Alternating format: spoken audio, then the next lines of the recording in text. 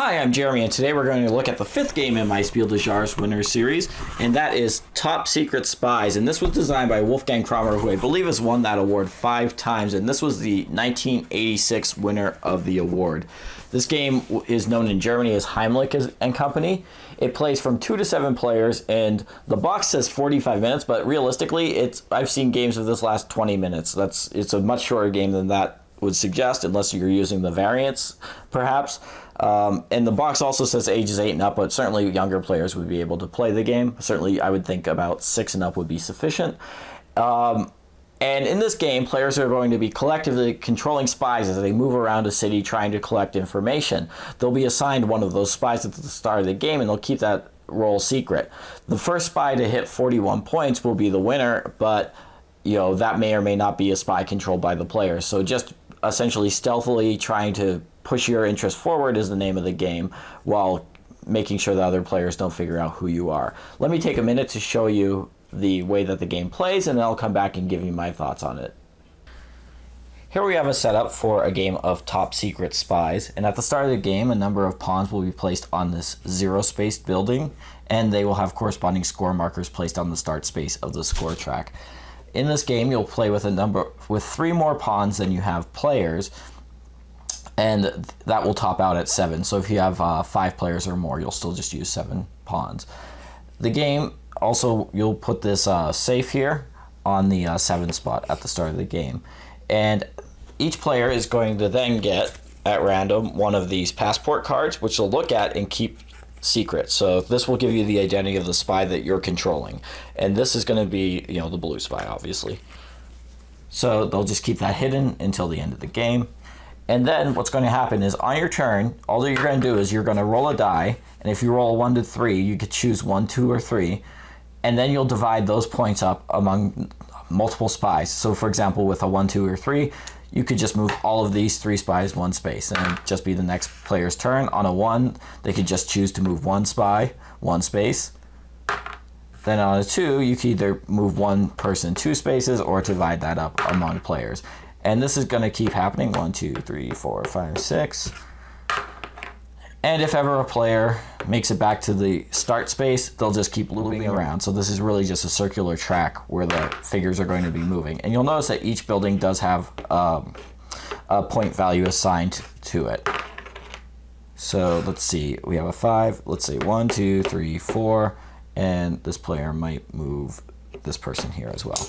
So as soon as 1 or more of the figures are placed on the space with the safe, that's going to trigger a scoring. No matter what spy is put there, if you control that or not, no matter what player instigates the scoring.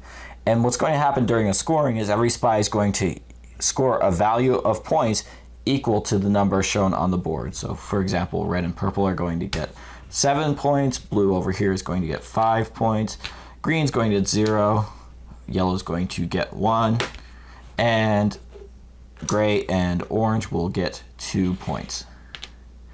After that, the player who initiated the scoring could move the safe, the scoring marker, to any other building. It just cannot remain in the same space. You could even move it to a space that already has a spy in it. That won't trigger a scoring. And then the game will keep going, and then as soon as, again, a new spy moves into the space with the safe marker, you'll have another scoring. This is just going to keep going until 1 or more spies passes the 41 marker. And then at that point, the player who controlled the spy who's scored the most points will win. That could be a pawn that doesn't belong to anybody. In that case, none of the players would win.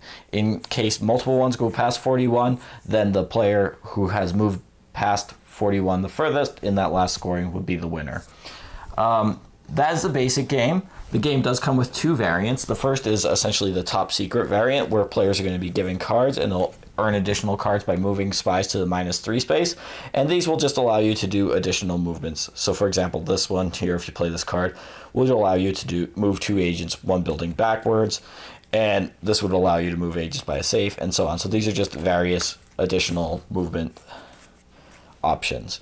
So this is a variant I generally don't play with. The second variant, which I tend to play with, is to basically amp up the level of deduction. And we'll give players sheets such as this, which I've printed off of Board Game Geek, but you could just have each player write down each color of spy, and then right next to it, who they think each spy is. And this will be at the end of the game after the game end has been triggered, but before players reveal which spy they are. You just would write the players' names and who you think they are. And for every spy that you correctly identify, you would get your spy 5 additional points. And then after that, whoever would be the winner, or whoever had the most points combined between their movement points during the game plus their identification points at the end, would be the winner.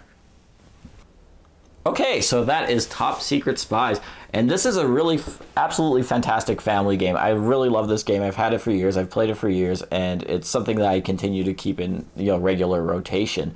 It's something that I think is a bit of a novelty game. It's not something you'll want to play over and over and over again, but something that, especially when I have a large group, 5 to 6 players, it's something I happily will pull out. The box, it says 45 minutes. There's no way on earth this has ever taken me 45 minutes to play, and partially that might be because we don't play with those special movement cards. But just playing the basic game with the addition of the hidden role identification section at the end, where players could get 5 points per figure that they identify correctly.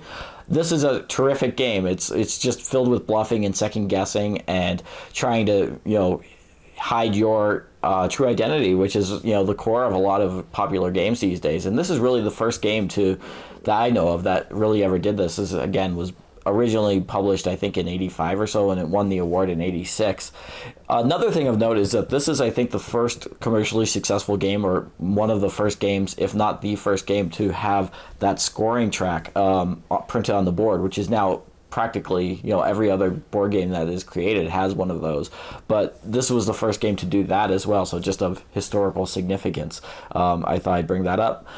But, in general, this is a game that, is not by any means a deep strategy game. It's just a quick filler game. But it's one that, results in a lot of player enjoyment, I find. And it's one that I've had tremendous success with. But, playing with kids and adults combined, playing with just adults, it's really something that does exactly what it sets out to do and does it very well. Even with a lot of hidden role games that have come out since, this is one that I continue to return to.